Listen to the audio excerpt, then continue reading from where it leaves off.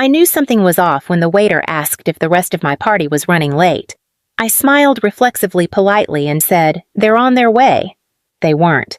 I'd reserved the table a week ago. 6 seats, one for each person I thought would want to celebrate with me. My mom, my brother Tyler, my cousin Natalie, Uncle Jack and Cam, my best friend from college. And me. But I guess I was the only one who showed up. I wasn't mad. Not yet. I wasn't even sad. Just embarrassed. I sat there in a quiet corner booth next to the window dressed nicer than usual. I'd even put on heels, which I hated. Every few seconds I glanced at the door, half hoping someone would burst in with a smile and an apology. But all that came was the waiter again asking if I was ready to order. I asked for the wine list and picked something I hadn't had in years. As the minutes ticked by, I tried to stay calm, act unbothered. I scrolled through emails opened, Instagram, replied to a few Slack messages from work. Anything to avoid looking like the woman who'd just been stood up by her own family. Maybe they were running late. Maybe there was traffic. Maybe ping. A notification lit up my screen. A text from my mom. I opened it expecting an apology or at the very least a "be there soon." Instead, I read, "You're not exactly a priority right now. We'll catch up soon. Enjoy your dinner." I read it again, then again. Like maybe if I stared hard enough it would rearrange itself into something less cruel. But it didn't. That was it. That was the message. "No, I'm sorry. No congratulations." Just a quiet dismissal wrapped in faux kindness. I looked around. The restaurant buzzed softly with other people's laughter, clinking glasses' birthday songs. And me. I sat there with my wine, my silence, and 6 empty chairs. I didn't realize it yet, but that text wasn't just a message. It was the final confirmation of something I'd been ignoring for years. I was never part of the celebration. I was just the one expected to pay for it. That night I went home and didn't even bother turning on the lights. I sat on the edge of my bed, still in my heels phone in hand, staring at that message like it was a photograph of a moment I never wanted to remember, but somehow couldn't look away from. "You're not exactly a priority right now," it echoed. And suddenly everything else did too. All the little moments I'd brushed aside as just how families are. All the birthdays they forgot. The time I covered Natalie's rent just for a month and never got a thank you, let alone a repayment. The nights Tyler called at 1 a.m. needing help because his 3rd startup had fallen through again. I wasn't just being overlooked, I was being drained. After our dad died, things fell apart slowly like a roof with one small leak. At first I didn't mind helping. I had a good job in marketing, made decent money, and I figured why not? I'm single, no kids, it's what you do for family, right? Then it became monthly, then expected, then required. I paid the mortgage on the house I hadn't lived in since I was 22. Not all at once, just piece by piece, until I realized I was covering nearly every payment. I took over the utility bills when Mom lost her 2nd job. I bought Tyler a used car when he totaled his first. I even paid for the catering at our last Thanksgiving dinner where no one asked how I was doing. They were too busy hyping up Tyler's next big business idea. Another one. "You're just so good at managing things," Mom would say with that soft, self-soothing tone of hers. "Not everyone's built like you, sweetheart." And I believed her. I believed that being capable meant I owed it to them, that because I could handle things I should. I told myself I was building something. Stability. Safety. A stronger version of our family. But the truth, they were building comfort and I was footing the bill. The worst part was I didn't even realize I was slowly disappearing. Not until I looked up at that empty dinner table and saw 6 chairs all saved for people who didn't think I was worth showing up for. And you know what hurts more than being forgotten? Being used and then forgotten. A few months before that dinner, Tyler had asked for help with a down payment. He was vague, said it was for a project promised he'd pay it back within the month. I wired $2,000 without a word. I found out later from Natalie, of all people, that he'd put it toward a motorcycle. When I confronted Mom about it, she just shrugged. "He's doing something for himself," she said. "It's not like he has anyone else looking out for him." I stared at her. "And who's been looking out for me?" She didn't answer. Just patted my hand like I was being dramatic. "You always help. It's just who you are." Maybe it was. Maybe I'd been raised into it, shaped into it. The dependable daughter, the fixer, the one who doesn't ask for anything because everyone assumes she already has everything. But that night, sitting in the dark with my shoes still on and my phone screen burning into my palm, I realized something I should have seen years ago. Being the strong one doesn't mean you're loved more. It just means they think you can take more, and for 5 years I had. They called it generosity. I called it obligation, but after that dinner I finally started calling it what it really was: debt. Not just financial, emotional. I don't know how long I sat there that night scrolling through old bank transfers, texts, family photos, trying to pinpoint the moment I became invisible. Maybe it had always been that way. Maybe I just didn't want to admit it. My phone buzzed again. I hesitated. Part of me still hoped it was someone reaching out.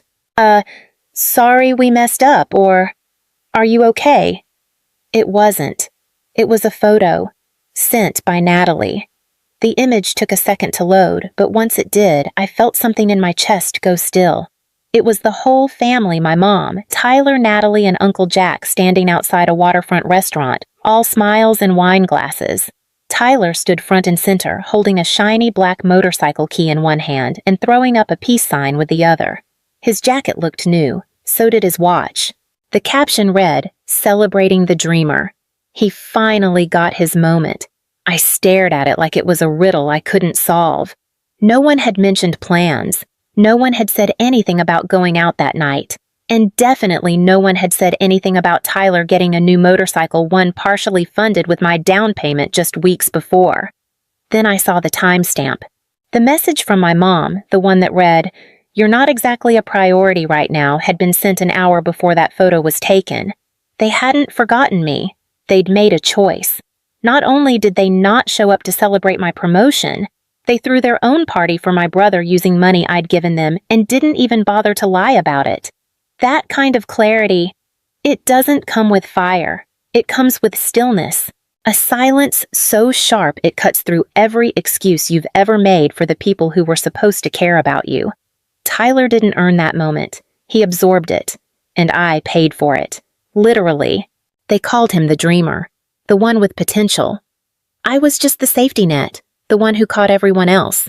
The one no one looked at until she finally stopped holding the rope. I didn't cry that night. I didn't scream or throw my phone or text anyone back. I just stood up, took off my heels, and walked to the kitchen, poured another glass of wine, opened my laptop, and pulled up a spreadsheet I hadn't touched in months. It was labeled Family Support, Private Do Not Delete.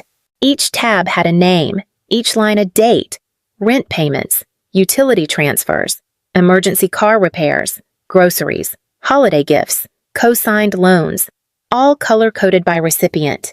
By the time I hit the bottom of the last tab, the number read $82,410.37. That was what I had given silently, steadily over 5 years. There's something jarring about seeing your love itemized. It's not about the money, not really. It's about the energy, the mental space, the default assumption that you'll handle it. And I had. Every single time. Until now. I opened the banking app, logged into the shared mortgage account one my mother had asked me to help with temporarily after Dad passed. The payment was due in 6 days, $830. Autopay was still enabled, pulling from my account on the 10th of every month. Without hesitation, I clicked Cancel Autopay. No warning message popped up. No guilt-inducing, "Are you sure?" Just a small green check mark. Done. I stared at the screen for a long moment, then grabbed my keys. The night was cold, crisp, silent, one of those nights where the world feels like it's pausing just for you. When I got to my mother's house, the lights were off. I didn't ring the bell. I didn't wait. I pulled a sticky note from my purse, wrote 5 words, and stuck it to the front door. Let him handle it now. Underneath, I added in smaller writing, "You raised me to care for everyone else. You never taught me how to care for myself." Then I turned around, walked back to my car, and drove home. No music, no tears. Just the soft hum of the engine and the sharp, steady beat of my own heart. Some people announce their boundaries with speeches. I set mine with silence and a post-it. The next morning, I woke up to 42 missed calls. 17 were from my mom, 9 from Tyler, a handful from Natalie, 1 from Uncle Jack. The rest, unknown numbers I didn't bother checking. I didn't answer any of them, but I did listen to the voicemails. The first was from Mom. Her voice was tight, frantic, like someone trying to sound calm but falling apart between syllables. "Macy, what did you do? I got a call from the bank this morning. They said the mortgage payment didn't go through. You can't just pull something like this without telling us Tyler's finally doing well. You're going to undo everything. This is not how family behaves." I replayed that last sentence. This is not how family behaves. Interesting, because I could have sworn how family behaves included ghosting your daughter on the most important night of her life. The second voicemail was from Tyler. His voice was defensive, irritated, laced with entitlement he didn't even try to hide. "Seriously, you just pulled the plug without warning. You're making Mom freak out. We were figuring it out. You could have at least talked to us first." I almost laughed. Talked to us like how they talked to me before throwing a celebration dinner I wasn't invited to. The third message came from Natalie. Hers was the worst because she didn't even try to pretend. "Okay, wow. So now you're punishing all of us over one dinner. Grow up, Macy. You always act like you're some martyr, like you're the only one who works hard." Newsflash. Tyler's been hustling too. He finally gets a win and you make it about you. That one stuck with me. One dinner. As if it were just about that. Not the years of invisible labor, not the money, not the birthdays spent alone, not the fact that they never celebrated me, but always celebrated themselves on my dime. No to Natalie, it was just one dinner. I sat on my couch phone in hand, scrolling through the missed calls like they were pieces of a puzzle that would never form an apology. No one said sorry. No one asked if I was okay. They only cared that something stopped working me. It was never about what I gave them. It was about how quietly I gave it. The moment I said nothing, I was useful. The moment I said no, I became the problem. Later that afternoon, I got a text from Cam, my college roommate, the one person who knew more about my family than most. "Hey, my mom just told me your mom called her, said you're spiraling, that you're having a breakdown or something. You okay?" I stared at it for a long second, then replied, "No. I'm not spiraling. I'm finally standing still." Cam didn't push, just sent back a short reply. "Proud of you, for real." And that somehow hit harder than anything else that day. Because it was the first time someone didn't ask me to explain to fix to be okay for everyone else. They just saw me. The more I listened to those voicemails, the clearer it became. I hadn't disappointed my family. I'd just stopped being their safety net. And to them, that was unforgivable. I didn't expect anyone in my family to take my side. So when my phone rang later that evening and I saw Uncle Jack's name, I almost didn't pick up. But something about him had always felt different, quieter, calmer. He never said much at family gatherings, never got involved in the drama. He just watched, observed, stayed on the edges like me. I answered. "Hey," I said, voice steady. He paused for a second like he didn't know where to start. "Macy," he said finally. "You've got to talk to your mom. She's a wreck." I didn't answer right away. Just let the silence settle. "Is that what she told you I asked? That I'm the problem? She says she didn't know how left out you felt." I let out a dry laugh. "She didn't know." She texted me Jack. Told me I wasn't a priority, literally in those exact words. He went quiet again. That silence said more than anything else. I think he said slowly, deep down, "She just assumed you'd always take care of it." There was no malice in his tone, no defense, just honesty. "Everyone did," I said. "They always assumed I'd handle it, that I'd clean it up, that I'd never stop showing up." He exhaled low and rough. "You were never the weak one," he said. "You were just too generous." That line, simple as it was, stuck with me, because it was the first time someone in my family acknowledged the truth without trying to twist it. And for the first time since everything unraveled, I felt something close to relief. Not because someone finally agreed with me, but because someone finally saw me. It didn't fix anything, but it reminded me I wasn't crazy for walking away. 3 days after I canceled the mortgage payment, my mom showed up at my apartment. She didn't call ahead, didn't ask if I was home. She just came. When I opened the door, she was standing there with a tote bag in one hand and an old photo in the other. I recognized it instantly. It was me, age 6, dressed as a sunflower in my kindergarten play. She always said that was her favorite picture of me. I didn't invite her in. I just stepped aside. She walked in slowly like she was entering a stranger's house. Her eyes flicked around the room, scanning the walls, the bookshelves, the furniture. There were no family photos, no framed memories, no traces of her. "You redecorated," she said quietly. "I removed what didn't belong," I replied.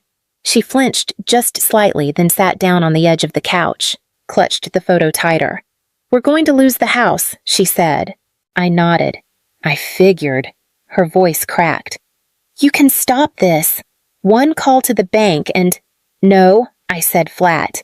She blinked like she didn't understand the word. "No," she repeated. "I'm not calling the bank. I'm not making the payment. I'm done." Her face hardened. "Macy, this isn't just about money. This is about family." I almost laughed, but I didn't. "No," I said again. "This is exactly about money, because that's all I've ever been to you. That's not fair. You texted me, I cut in the night of my promotion dinner and told me I wasn't a priority, while you were celebrating Tyler with the motorcycle I partially paid for." Her lips parted like she was going to defend it, but nothing came out. "You didn't even pretend to feel bad," I said. "You didn't say sorry. You didn't check if I got home safe. You waited until the mortgage bounced to care." She looked down at the photo in her lap. "I didn't realize how much you were covering," she whispered. "That's the problem," I said. "You didn't want to realize it. You wanted me to keep doing it quietly so you didn't have to think about it." She shook her head. "Tyler's not like you. He needs more help." "No," I said calmly but firmly. "He needs consequences." She looked up, eyes glassy. "He's your brother, and I'm your daughter." Silence. "I didn't want to believe you'd just walk away," she said. "I didn't walk away," I replied. "I stopped being used." Her hands tightened around the edges of the photo. I could see her searching for something, some old tactic that used to work. Guilt, sadness, deflection. None of it landed this time. "What are we supposed to do?" she asked. "I don't know," I said. "Figure it out." Like I did, like adults do. She stared at me for a long time, and in that moment I didn't see a mother. I saw a woman who had leaned so long on the strength of her daughter that she forgot she was supposed to be strong too. Eventually she stood, smoothed out her shirt, picked up her bag. At the door, she turned back one last time. "Is this really the end?" she asked. I didn't answer right away. I thought about the birthdays spent alone, the calls that only came when something was broken, the endless cycle of giving without being seen. "It's the end of me pretending this was love," I said quietly. She didn't argue. She just nodded, opened the door, and walked out. The door didn't slam. No screaming, no closure. Just silence, and for once, it didn't feel empty. It felt earned. The morning after she left, I checked the shared mortgage account. No payments had been made. No one had even tried. They were waiting for me to cave, for me to be the bigger person like always. By noon, the group chat lit up. Natalie renamed it 3 times in 1 hour: emergency, mortgage crisis, family unity chat. The last one came with a broken heart emoji and a waving hand. I muted it. Didn't even open the messages except once just to read a text from Uncle Jack. It said, "I warned them this would happen. You were never the weak one." Just too generous. I took a screenshot. Saved it. Because when you spend years doubting your worth, sometimes a single line of clarity can feel like armor. 2 days later, the bank called. A woman on the line asked for me by name, mispronounced it slightly, then cleared her throat. "We've noticed the last 2 mortgage payments haven't been processed. Is there a reason for the interruption?" I answered calmly. "I'm not the responsible party. I removed myself from the title 3 years ago. I was helping. Voluntarily. She paused. I understand, but the homeowner listed you as the financial contact. She said you always handled it. Of course she did. That was the plan, wasn't it? Say nothing. Do nothing. Wait for the net to catch her again. I'm afraid that's no longer the case, I said. There was another pause longer this time. Then she thanked me politely and hung up. That evening, Tyler showed up, not at my door, but in my parking lot. He parked his shiny black motorcycle right in front of my apartment building like it was a peace offering wrapped in bad judgment. He was wearing sunglasses at 6 p.m. and pacing next to his bike, talking loudly on the phone. I didn't go down. I didn't need to. I knew the script by heart: panic, blame, distraction, guilt. Repeat. This time I stayed upstairs, watched him from the window, arms crossed, and for the first time in years I felt no obligation to go fix it, no urge to soften the blow, no impulse to protect him from the consequences of his choices. I just stood there, quiet, still, detached. They weren't falling apart because I stopped caring. They were falling apart because they never learned how to stand without leaning on me. The next day was payday. For the first time in years, my account didn't show a giant deduction to cover someone else's roof. No mortgage payment, no family emergency transfers, no quiet bleed from my balance while I pretended it didn't hurt. It was just mine. The number sat there on the screen whole and undisturbed. And for the first time in a long time, I didn't feel guilty about it. I felt steady. I made coffee. Real coffee. Not the instant kind I used to drink because I was saving money. I sat on my balcony sunlight brushing my knees and watched the same neighbors walk their same dogs past the same trees, but somehow everything looked different. Not because the world had changed, because I had. That afternoon, I closed the shared mortgage account completely. Deleted the logins, removed the reminders, wiped the spreadsheet from my desktop, and in its place, I opened a new folder, named it For Me. Inside, I dropped a blank document. The title bar read, What I Owe Myself. It wasn't just about money. It was time, peace, sleep, birthdays, the freedom to say no without being called selfish, the right to ask for things without being told I already had enough, the space to exist without being used. Later that week, I booked a solo trip to Lisbon. It had been on my list for years. I bought a leather jacket I'd tried on 6 times and always talked myself out of. I signed up for a weekend writing workshop. I pulled out the half-finished novel I abandoned 5 years ago and started rereading it. Page by page, I remembered what it felt like to belong to myself. My phone buzzed again that night, this time from an unknown number. I didn't answer. I didn't need to, because I already knew what it would say. Guilt, panic, manipulation, and polite packaging. A cry for help from people who didn't know how to ask without demanding. So I put my phone face down, poured another cup of tea, and kept writing. Some people lose their family when they walk away. I lost mine the day they decided I wasn't a priority. All I did was finally agree with them.